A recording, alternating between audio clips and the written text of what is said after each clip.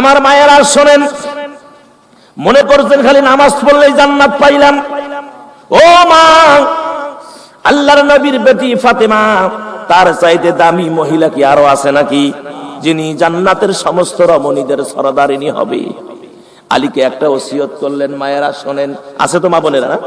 মায়েরা শোনেন, আলীকে একটা ওসিয়ত করলেন, আলী রে, ও প্রাণের স্বামী রে, জীবনে কত তোমার কথা আমি শুনেছি, আমি একটা ওসিয়ত করে যাচ্ছি তোমাকে। সেটা হলো, আমি যদি রাইতে মরে যাই, তুমি দিনের বেলা নিবা না, রাইতেই আমারে দাফন করে দিবা। তার কারণ আমি আমার জীবনে পর্দার খেলাপ করি নাই।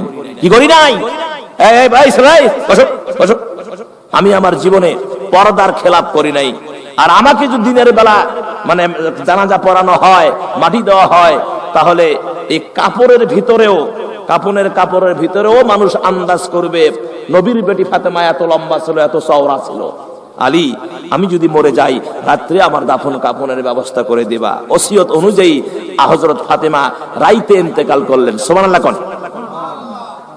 হযরত আলী কয়েকজন মানুষকে খবর দিলেন, কাছের মানুষকে খবর দিলেন, কারা চলে আসলেন, তারা আনুষঙ্গিক কাজগুলো করতেছেন। একজন গেলেন কবর খুঁজতে, কবর তৈরি করতে করতে কবরকে বলতেছে, ওরে কবর রে, তুমি কি জানো আজ তোমার ভিতরে কারে রাখতেছি? জান্নাতুল বাকিয়া, যারা হজে গিয়েছিলেন, জান্নাতুল বাকিয়ায় মা ফাতেমাতুজ জাহরার কবর আছে, নিজ চোখে দেখেছি। কবরের কোনো ডিজাইন নাই, বোঝাই যায় না যেটা নবীর বেটির কবর। আল্লাহু আকবার। আজকে তো কবরের একদম কি ডিজাইন, টাইলস দিয়ে, মার্বেল পাথর দিয়ে কবর বানানো হচ্ছে। কথা বলে, সুদের পোকা কবর বানাইছে মার্বেল পাথর দিয়ে। কথা কন না কে? হ্যাঁ, মনে হয় যে জান্নাত পায়া গেছে। হ্যাঁ, অথচ নবীর বেটি হযরত ওসমান গনির কবর নিজ চোখে দেখেছি। হায় হায়, কিচ্ছু নাই, খালি কয়েকটা ভাঙা চূড়া পাথর দিয়ে ঘিরা দিয়ে রাখছে। আর একজন আপনার মদিনা ভার্সিটির ছেলে কবরের পাশে দাঁড়িয়ে আছে, বলতেছে, ও বাংলাদেশি, এই কবর কি চেনো? না তো, এই কবর হলো হযরত ওসমান গনি রাদিয়াল্লাহু তাআলা আনহুর কবর। কিছু নাই ফাতেমার কবর, ওই যে ফাতেমার কবর, কিচ্ছু নাই কবরের মধ্যে, কোন সাজসজ্জা কিচ্ছু নাই। আর আমরা সুদের পোকা অসৎ উপায় অবলম্বন করে কোটি কোটি টাকা রেখে গেছি। সন্তানরা কি করে, বাবার কবরটা যদি এতগুলো টাকা থুয়ে গেছে, বাবার কবরটা যদি ভালো করে না বাঁধি, তাহলে এটা হয় নাকি? মানুষে খারাপ বলবে। এই জন্য কবর বাঁধছে একে বাবার। মাশআল্লাহ। কিছু আবার আছে, যদি একটু খালি পাগলা টাইপের পাগলা বাবা হয়, যদি খালি হক্কর হক্কর জেকেরকারী হয়, তাহলে কবরে যাওয়ার সাথে সাথে লাল শালুক দিয়া চতুর্দিকে ঘিরিয়া আস্তে আস্তে করে এমন ডিজাইন করে কবরে পয়সা কামাই করার একটা রাস্তা বানাতে। কথা কন। এটা বলে ল্যাংটা বাবা, ওটা বলে উলঙ্গ বাবা। কথা বলেন। এ মুসলমানেরা, বন্ধুরা আমার, ফাতেমাতুজ জাহরা রাদিয়াল্লাহু তাআলা আনহা মরে গেলেন। কবর খুঁজতে গিয়ে আল্লাহর নবীর সাহাবী বললেন, ও কবর রে, তুমি কি জানো তোমার ভিতর আর কারে রাখতেছি? কবরের কোনো জবাব নাই। দ্বিতীয়বার বললেন, কবর তুমি কি জানো তোমার ভিতরে কারে রাখতেছি?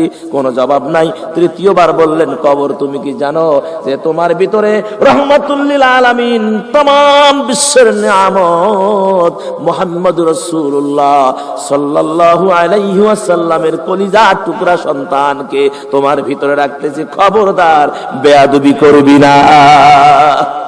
কবরের জবাব নাই। ও কবর, কথা বল। তোমার ভিতরে দুই ইমামের মা, ইমাম হাসান আর হুসাইনের মাকে রাখতেছি, খবরদার বেয়াদবি করবি না। জবাব দে, করবি কি করবি না বল। কবরের জবাব নাই। এই কবর আসাদুল্লাহিল গালিব, শেরে খোদা, আল্লাহ যে আলীকে तमाम কাফেরের জন্য বাঘ বানায়া প্রেরণ করেছেন, সেই আলী কারামাল্লাহু ওয়াজহুর কি স্ত্রীকে তোমার ভিতরে রাখতেছি, খবরদার বেয়াদবি করিস না। এ মুসলমানেরা, এবার চতুর্থবার কবর জবাব দেয়। মায়েরা শোনেন, চতুর্থবার কবর জবাব দিচ্ছে, এ কারে তুমি এত হুমকি দেখাও? আমি নবীর বেটি চিনি না, আমি আলীর স্ত্রী চিনি না, আমি হাসান হুসাইনের মা চিনি না, আমি জান্নাতের সরদারিনী চিনি না, আমি চিনি আমল তার কেমন আছে। যদি আমল ভালো হয় তাহলে আমি দুই দিকের মাটি দুই দিকে চলে যাব, কবরটা প্রশস্ত হয়ে যাব, জান্নাতের বিছানা বিছিয়ে দেওয়া হবে। আর যদি আমল খারাপ হয় দুই দিকের মাটি দুই দিকে চলে যাবে, আর এত জোরে আসবে, তারা করবে, এমন ভাবে হাড় হাড্ডি গুলোকে পিষতে থাকবো, একদম চুরমাসার হয়ে যাবে, একদম পাউডার হয়ে যাবে। আমার সম্মানিত ভাইয়েরা ও মায়েরা, মা ফাতেমার ব্যাপারে যদি কবর এই বলে থাকে, তাহলে আপনি কোন ফাতেমা হইলেন? হ্যাঁ, একটু হিসাব মিলান তো। এ সবুজ পাড়ার মায়েরা, একটু হিসাব মিলান। ফাতেমার বেলায় যদি এই কথা হয়, তাহলে আমাদের বেলায় কি হবে? বিধায় মা আমার, পুরুষ হোক আর নারী হোক, কোরআনের বিকল্প নাই, মানতেই হবে। কেননা আল্লাহ রাব্বুল আলামিন এই কোরআনের ভিতরে সব হিসাব আল্লাহ কোট করে দিয়েছেন। কথা বলেন ঠিক কিনা? এই কোরআনের ভিতরে আল্লাহ সব হিসাব কোট করে দিয়েছেন। আল্লাহ রাব্বুল আলামিন সূরা নামল আয়াত নাম্বার 75 রাব্বুল আলামিন বললেন, ওমা মিন